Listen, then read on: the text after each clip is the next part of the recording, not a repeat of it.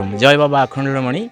बाबा अखंडलमणि पीठरे आज पवित्र जन्माष्टमी महोत्सव महासमारोह परिपालित होईची। आज सोमवार थिला, तेणु हजार हजार भक्तंकर पीठरे समागम होइतिला।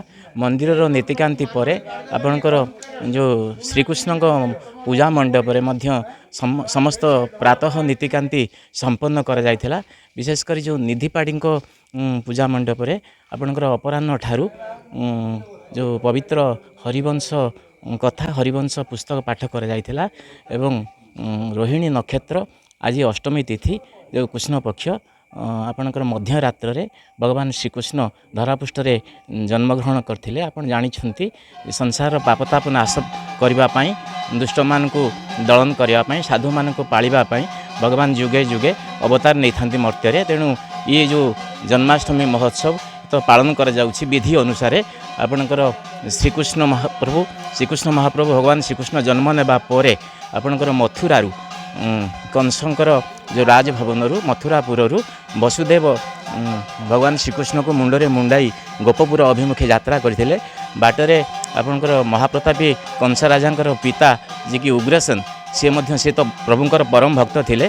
तेणु से बाटरे भगवान श्रीकृष्णकर वसुदेवंकर पथ उगाड़ी थिले एवं वसुदेव किछि कहवा पूर्व भगवान श्रीकृष्ण निजर परिचय प्रदान करथिले एवं निजर जो चतुर्भुजात्मक सौम्य दिव्य रूप को दर्शन देइथिले एवं उग्रसेनकर विश्वास आसीथिला से भगवान श्रीकृष्णकर पथ छाड़ी देइथिले। भगवान श्रीकृष्ण गोपपुर अभिमुखे यात्रा करथिले।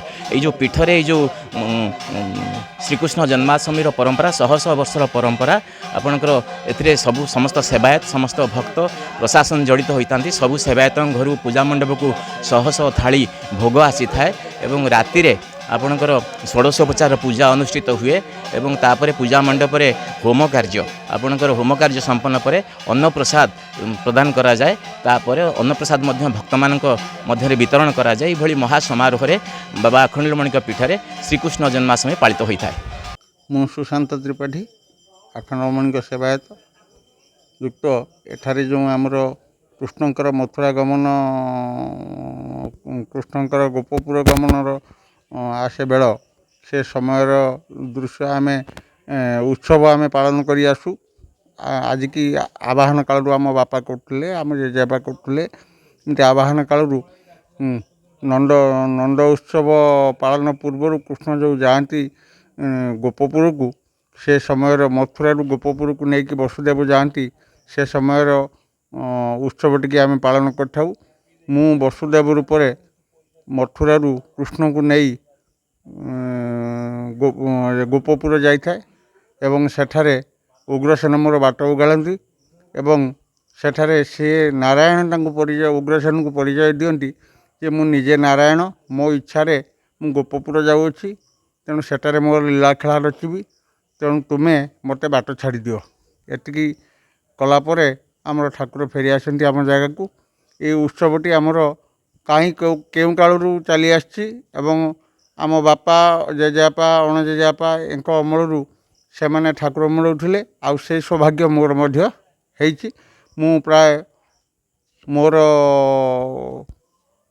20 वर्ष ठारू आज जाके मु ठाकुर को इमती मुंडे की नौची एवं से सौभाग्य प्राप्ति कर पालन ये आम होची परंपरागत आम बहु दिन ये पालित हो आसुच्छी। आम पूर्वज मैंने थे पालन करते आम भी आज से पर्वटी पालन कर जाऊँ कारण गोटे आम प्रसिद्ध पर्व बाबा अखंड पीठरे नारायणकर मिलित समन्वयटा बहुत आनंददायक। आज परित्राणाय साधनां विनाशाय च दुष्कृतम् धर्मं संस्थापनार्थाय संभवामि जुगे जगतगुरु होती कृष्ण। तेणु से कही ये वसुदेव तू मते नहीं जाऊँ सत किंतु तू मते नहीं मथुरा कटक नहीं तू मते गोपरे छाड़बू गोपरे छाड़ी सेठी मोर जन्म नहीं दुर्गा तांको एठाकू नहीं आसबू।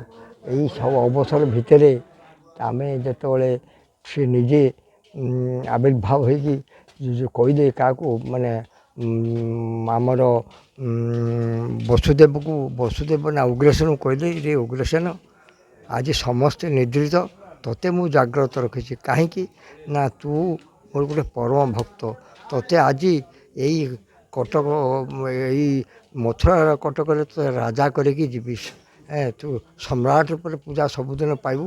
ମୁଁ ତାକୁ କହିକି ତାକୁ ପାଠ ପିନ୍ଧେଇଲେ ମଥାରେ ମୁକୁଟ ଦେଲେ ଗଳାର ମାଳି ତାକୁ ଦେଲେ ତାକୁ ସମ୍ରାଟ କରିଦେଇକି କଲେ କାରଣ ଏଇଭଳି ଯମୁନା ନଦୀକୁ ପାର ହେଇକି ଯାଉଛନ୍ତି ଭକ୍ତର ତ ପରୀକ୍ଷା ବହୁତ କରନ୍ତି ବିଷ୍ଣୁମାୟା ତାକୁ କିଏ ବା କରିପାରିବ ଜଳ ଭିତରେ ବୁଡ଼ି ଯାଉଛନ୍ତି ତାକୁ ଧୈର୍ଯ୍ୟ ନିଜେ ଅନନ୍ତ ଫଣା ଟେକିକି ରକ୍ଷା କରୁଛନ୍ତି ଆମର ବର୍ଷା ସମୟରେ ଅନନ୍ତ ନାଗ ଟେକିଛି ଫଣା ବିଜୁଳିର ଚମକ ଏଇ ମୁହୂର୍ତ୍ତ ଏଇ ସମୟ ଭିତରେ ସେ ପାଣିରେ ପଶିବାକୁ ଯାଉଛନ୍ତି ଠାକୁର ତାକୁ ପରୀକ୍ଷା କଲେ ଯେ ମୋର ଭକ୍ତ ମୋ ବାପ ସତ ମୋତେ ଜନ୍ମ ଦେଇଛି କିନ୍ତୁ ମୁଁ ପରୀକ୍ଷା କରିବି କିନ୍ତୁ ଜାଗେ ବୁଡ଼ିଗଲେ ଗଣ୍ଡରେ ବୁଡ଼ିଗଲେ ସେଇଠି କୃଷ୍ଣ ସ୍ମରଣ କରୁଛେ ପ୍ରଭୁ ମୁଁ ବୁଡ଼ି ଯାଉଛି ତୋର ନିଜକୁ ନିଜେ ତୁ ମୋତେ ରକ୍ଷା ହ ମୁଁ ଆଉ ପାରିବିନି ସ୍ରୋତ ଠେଲି ନେଉଛି ମୋତେ